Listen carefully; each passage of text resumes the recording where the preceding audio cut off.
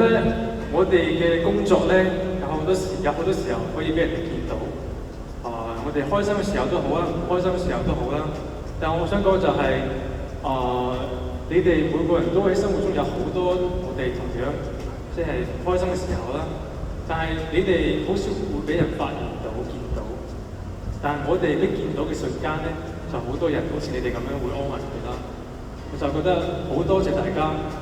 但係我想同時就想講就係、你哋每個人都唔容易，你哋工作上都好，生活上都好，都有好多咁嘅時候。